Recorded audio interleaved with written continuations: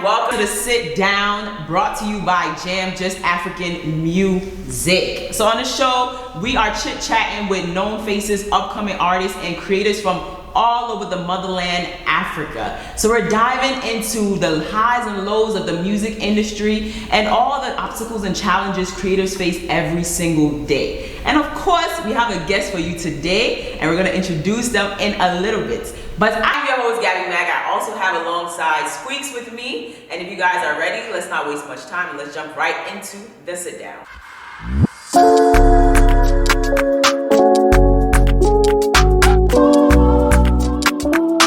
Today we have Ngima, aka DJOGPRINCESS, a Kenyan American DJ who resides in New Jersey. Today we're going to get to know her more, know the ins and outs of what it's like to be an African female DJ in the United States.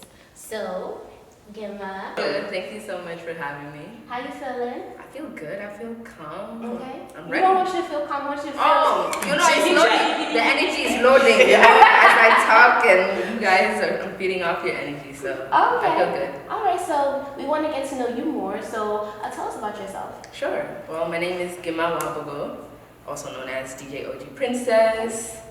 I'm a Scorpio. Okay. So I just have to throw that out there. I'm an overall creative. I love creating, whether it's art, music, I dance as well. I do other things on this side that encompass my nerdy, educational side. I graduated from Rutgers University with my master's in public administration. You know, alright, which art did you go to though? Rutgers, Newark. Okay. You know, the most diverse campus in the whole nation.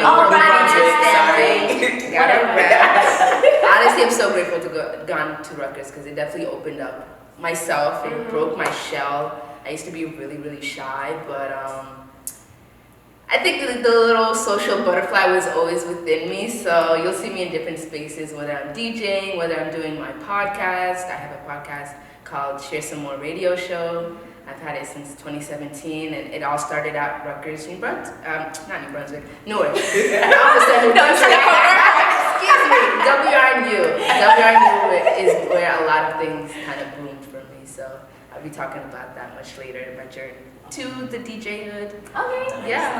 Nice. So describe your childhood. My childhood. Well, I was born and raised in Kenya. I grew up there for a little bit, and then I moved to the United States just when I turned 5 or 6 in 1999. So it was about 5. And I used to go like back home every other year up until college. So for me, I had like a good chunk, at least development stage of being Kenyan at home and then having that diaspora experience here. So when I came here, like there's pockets of Kenyan communities. So we kind of like, me and my family, I came here with my mother and my father. So, you know, we kind of like immersed ourselves in American culture. We had community to kind of help us gain that foot in and like understand what's going on, because it's definitely a culture shock. But overall, it's still African household that I live in, still immersed in my culture, just in different country basically. Yeah, definitely. Alright, so growing up, what is it that you wanted to be? Growing up, man, I wanted to be a lot of things when I was growing up. When I first landed here, I was definitely like, pop culture definitely hit me hard. I was definitely like a Britney Spears, NSYNC type of girl. I was into pop. I wanted to be a singer. I wanted to be a fashion designer. I think I wanted to be a vet at one point. And doctor, to do it all. But then I realized, like, I don't know if I could deal with some of the like real stuff that happens in the medical field. So like I kind of just slid that one off and found another way to take care of people. Don't tell that to your African parents. Bruh.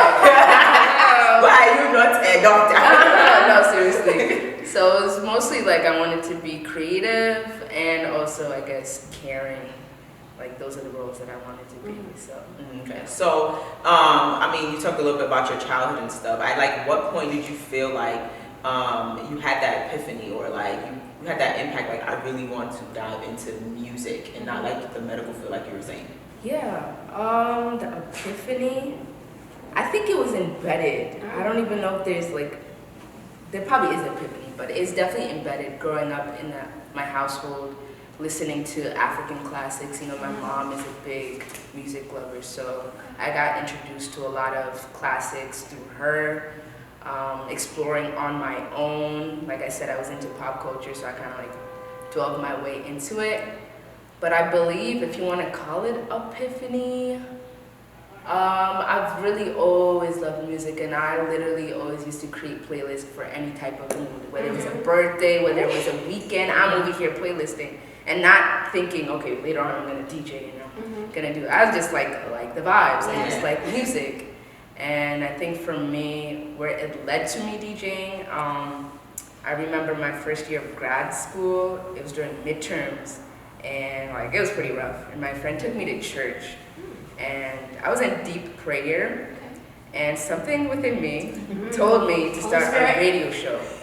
So that radio show led me to want to DJ. Because I had my show, I had everything good, but the music production is something I wanted to work on. So it led me to like, DJing makes sense. I already am around a lot of DJs. I already love music. I already have like enough knowledge and some skill to like apply it. So, but how do you tell your parents this, or did you even tell them? Or did they just notice that you love music so much that like you just started doing it, or you actually went like, Mom and Dad, I want to be a DJ? That's a good question. I did tell them eventually. They knew I had a radio show. In the beginning, they didn't like really understand, just because it's something new.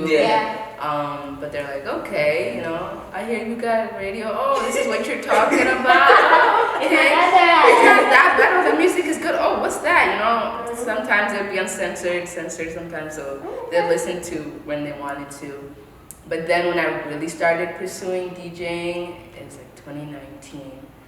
It was a struggle. I will say, honestly, it was a little bit of a struggle because the DJ life comes with many things, you know. A lot of it, the nightlife, exactly. The main route is usually nightlife. I do private gigs as well, but I started off in clubs and lounges because that's where the opportunity presented themselves. So for a woman to be out past, you know, certain times, it's like, what are you doing? I'm doing my job. I'm not here. And it was a little bit of a power struggle at first, like for my safety, I guess. For certain things that is normal to be concerned about, but it's like, you know, I know what I'm doing. I have people around me who like will take care of me. So at first it wasn't easy to like introduce them to what I'm doing. There were sometimes a few gigs where I had to like give up, unfortunately, because they're just like, they wildin'. I'm not, I just have to take care of this. I'll find another gig. So that was there. But after a while, once they saw what I was doing, they got comfortable. I threw a party just before COVID hit, a few months, and it was stressful to do, but it was my first gig, my first production. It was like reggae and other music, but the theme was reggae. And my parents actually came out, they helped me. I know, it was a big shock to me. They actually came and helped me, you know, my dad and my mom kind of helped me at the door, collect tickets, collect money and stuff like that. I wasn't expecting it. They knew I was, you know, orchestrating something. It was my first gig, like that. But they were supportive, and after that, like, they kind of just understood what I'm doing. Even give me suggestions like, you know, I saw these people on YouTube, they're talking about this, you should totally. I'm like, thank you, I see. It's nice to hear that, because you don't hear that much when it comes down to our African people and supporting, you know, children who go, I guess they would say, wayward in a sense, like not going to the typical, you know, jobs that they expect you to do.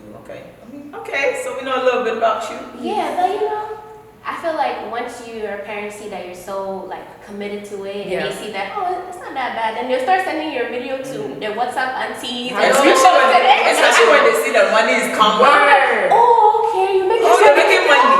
Okay. She's doing good. Yeah. I know it's kind of challenging because I got my master's, and I was like, what are you doing with what you've learned? And it's still there. It's still very present. I still do apply that stuff. We're multifaceted. You know? You can't just, especially me, you can't put me in a box. Right. I'm DJing one moment, I have a radio show the other moment, I'm starting up a business the other one. It's just, I'm not all over the place. I just like to creatively function. No, I think that's how we really function a lot in our generation now. Yes. That's how we feel like we're pushing ourselves. Yes. We have the best, our potential. Everything is being put out everywhere possible, but not just like, one set location. Like, I'm a doctor for life. Like, totally.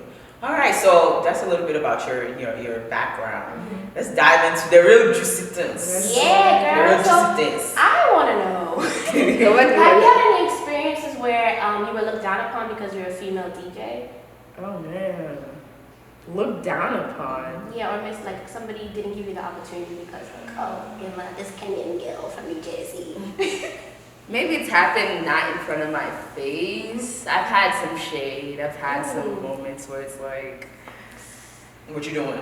well, are we not aware of what's going on? Nothing too crazy. I've had moments where I'm DJing, I'm on the decks, and people literally come up to me and ask me, "Hey, are you the DJ?"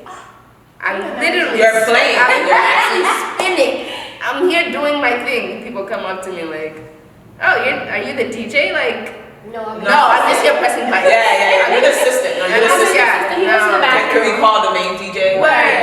And I think it's both like a shocker that maybe a fine woman is playing. Tell them. Pretty girl playing. Does she know what the heck she's doing? Right. Yeah. And then it's like, okay, maybe they're not used to this kind of thing. So that's how I take it. Maybe they have other alternative motives, but. Yeah, nothing too crazy in my face where I've seen. I'm sure it's happened behind the scenes, but nothing too abrasive. Okay, that's good. Yeah, I can imagine because, we always talk about like women in media and stuff like that. Yeah. And, like we know the struggles. And we want to make people aware, like see us. You know what I'm saying? It shouldn't even matter about our gender or anything. Like, if I'm doing my work, I'm doing professionally, I'm giving you good vibes and everything. That's what you should be paying attention to, not the fact that I'm a female. It has nothing to do with it. Precisely. And I think also it's like depending on the region, because we're in Jersey and New York, a lot of the DJs that are usually out here. Right. So sometimes it can be really clicked up where it's like if I only know one or two female DJs, there's not too many in New Jersey who are visible like that. And they'll usually go to those people, Yeah. So, talking about that, do you have any mentors in the fields? Because sometimes we hear it's tough to find another black woman who's in the same field as you, who's ready to give you the blueprint. Yeah. You try to keep everything a little secret. Yeah. So, do you have any mentors that have helped you on this journey? Any mentors? I've had friends, DJs. I wouldn't say mentors. I've had people who are DJs who really taught me the fundamentals on how to DJ, how to network, how to set up certain things like contracts. And it's not just one person. I would say it's a collective of individuals. And most of them are males because it's a male-dominated industry. So building that rapport with them and letting them know, hey, I'm a DJ. What do I need to know? How did you do what you did? And most of them, they're very open. They let me know, what's good. But there's a lot of DJs who don't. Keep themselves in wraps, you ask a simple question, it's like you asking them for $100. So I'm not one of those DJs though. I've learned sharing is caring. So if people ask me, I definitely reciprocate. But I would say it's a collective of individuals who help me. I feel like that goes into our industry. Let's talk about our industry. How Africans, are in general. People say we're cliquey, we don't like to help each other and all this. So in your opinion, how would you describe the music industry and working in it yourself? How would you describe it as a whole right now? African music industry right now. African music industry. I think it's shifting a lot right now. A lot of things are opening up creatively, collaboratively, sound-wise. I think we are reshaping the way we think about the way we work with each other. I think that's the main thing, because like you said, it's definitely been clicked up. If you know somebody, if you're used to working with certain sound engineers, producers, that's where you stay. You stay in your lane unless somebody introduces you to them and that's a good person. Usually people have stuck to themselves. But right now, I'll use Emma Piano as a good example.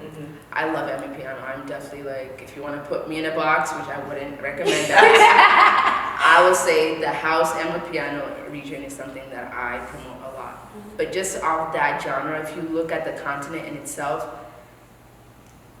East, West, South, Central, all of them have embraced the sound. And they're working with each other. Not just embracing, but they're working with different engineers, producers, artists, known and unknown, upcoming, and like blown up. So like if you look at that in itself, and the people are here acknowledging that sound. That in itself should show that we are collaborating. We're thinking about not just ourselves, we're thinking about the other people. And a lot of these producers and engineers, because they're getting credit as well. I think that's why I'm saying like things are shifting, because before it's like, yo, this song is hard, you don't think about the artist. No, now people are thinking about who made that song. I want to talk to them. I want to talk to people that they're surrounded with. A lot of them come up from the bedroom DJs, bedroom artists, and now they've come to a different level. So I think regions, artists, people are just crossing boundaries. I think some, not all, some of the big dogs are now starting to kind of embrace the upcoming people. They're really embracing them like, yo, this is somebody who's on fire. I'm not about to be like our leaders who are like, let me sit on the throne till I die and crumble. No, we're both sharing the shine. You can come and open up for me, etc. So it's like a lot of openness, a lot of probably spiritual things happening in the background, but it's definitely feeling much more open, collaborative, and a lot more recognition where it should be. Yeah. Agreed. That's good.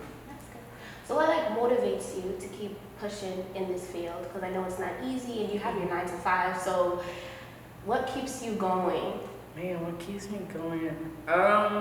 The love for music, truly. I love music. I guess maybe we can go back to the shy part where I used to be shy. I like to stick to myself. I'm social. I vibe off a lot of energy, like reciprocating that. But yeah, I think myself, just like the vibe and the energy where I see like sound is, it's not communicative. You don't have to like know what other music is saying for you to feel how it's like making you feel. So for me, it's like that. How do I describe? It's that non-verbal energy that's like eternal. Like, you know, there's timeless music. I believe like some of the stuff that I'll be doing is timeless, you know. Like when I started my radio show, there's stuff that I played now that I listen back to. I'm like, oh dang, I was listening to that, you know. It's a collection of time. So definitely the love for music, being able to create in ways that maybe is going to impact people in the future.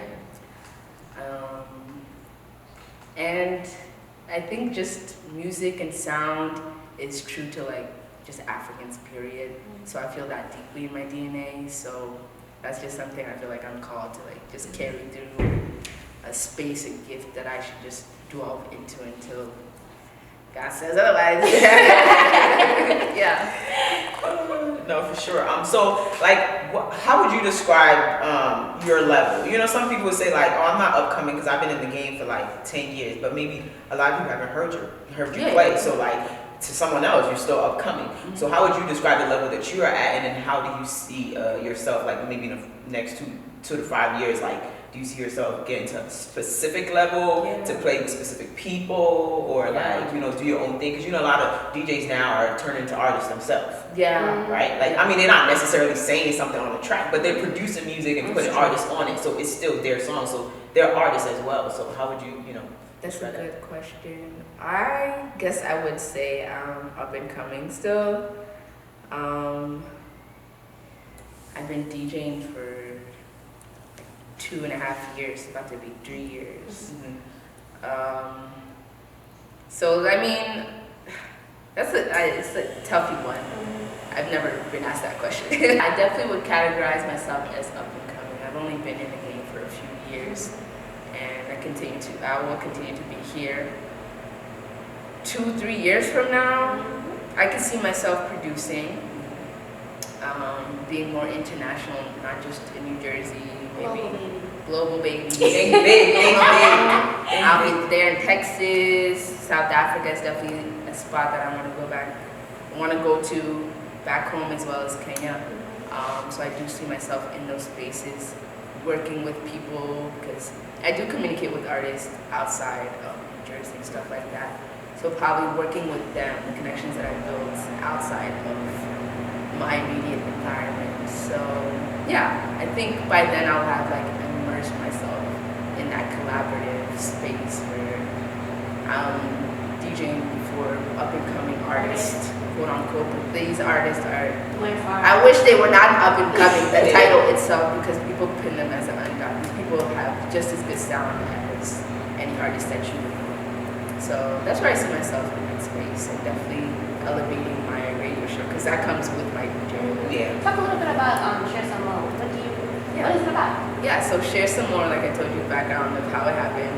It was a deep prayer, and just came about. Like it might have been like, you know, God told me to immerse myself around WRNU. Like I literally used to pop up where I would hear music, so I would come and support, and maybe something seeped inside my soul and said, just do what you see.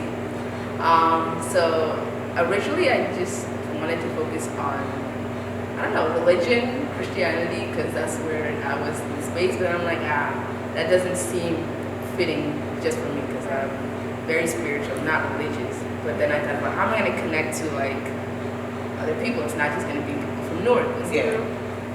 So I thought about like my own experience as a diaspora. Like, our stories don't really get to be told how they should be told by the person it happened to. So that's why I love what y'all are doing, because you're literally exposing people to like the real stuff. So I thought about that as well, like as a diaspora, like where do I see spaces where other individuals like myself are able to express themselves, tell their story as a creative, as an entrepreneur, whatever they're doing. Not many. Yeah. You know, not many. So I was like, no, let me just rock with that. And I used to like interview people, like my friends at first, people that I knew that are doing something that have substance that, you know, later on would add value to my audience. So I had people, like one person was, her name is Vivian. She was in law school at that time. Now she's a whole lawyer. Yeah. You know, I was able to capture her journey before it happened, and I'll do a recap of when she's already out there. Yeah. So like small things like that, I just really stemmed from that, sharing the diaspora experience, sharing African sounds and beyond, focusing on the Black experience. Not limited to it, you know, everyone's welcome, but that's what I focus on. Wow, okay, so we've learned a lot about DJOGPRINCESS, your radio show, your childhood. Wow, it's a lot. Okay, so so tell us anything new that you're working on, share your socials and everything so people can look you up and stuff. Sure. If you want to book you too, you know, Hey, the ones and twos. Yeah. Yes, I don't just play the piano, I play it all. Okay. You know, pop, rock, I'm a gem finder. I play all the classes, but I'm definitely a gem finder. If you want to find me, I'm on Instagram at DJOGPRINCESS, all spelled regularly, OG Princess. That's my main motive, usually Instagram. I'm on Facebook as well, DJOGPRINCESS. You can find my show on any podcast platform, Spotify, iTunes, at Share Some MO, short for more. My email? Email, If you want it, just hit us up and we'll connect you. Yeah. Oh, yeah. Yeah. Any new projects? Oh, any new projects, yes. So, just within my DJ field. Or your radio too? Okay, yeah. So, I have a new season coming out. Like, I have new episodes coming out. I took a little break this year and half of last year. Yeah, I needed it. Me, I've always been on go. So this year and last year was like, take a big pause. On top of the pandemic, for real. Like, I really had to take care of myself. And not that anything was like super wrong, but I just really needed to take care of myself. And it helped me like re-strategize, rebrand. So I have new content coming out. I have some episodes which I didn't drop, some unreleased which we will put out, such as I attended the United Nations General Assembly on climate change. I'm passionate about climate change because it's not just the environment, it's also the people and how we are affected. So I want to definitely hone in on that. I'm starting my own business assistant. Ooh. Yes, I quit my job in May. So, That's you all know, you 9 get. to 5, it's just straight creative. And there's so many opportunities to make money, so like, why not? Yeah. So yeah, I got new content coming out, got a new business coming out. Hope y'all support. Yes, you better support. African support. I'm always saying this on every video because we don't like to support So of ourselves. course. No, for real. We ain't gonna get far if we don't support ourselves. Yeah. Just support that. Yeah. But thank you so much for coming on our show. Thank you. We're so happy to hear about your new content that's coming out because we need each other so we can push the vision. Yes. So we're so happy. We're so happy. I'm so happy. Thank you. We have to link some of her playlists and stuff so you guys can check it out. Yeah, and do some live videos soon. Okay. So nice. All right, so stay tuned. Yes. Well, thank you, Madam OG Princess, for coming into our show today. This is the sit down, guys. This is what we talk about. We want to expose everyone out there for, we are supporting ourselves, like, pushing the show and things, you know what I'm saying? So yes, thank you guys for tuning in. We really appreciate this. Hope you guys like it. Make sure you subscribe, like, comment, everything. We leave every detail in the description box for you. And we'll see you guys on the next sit down. Bye.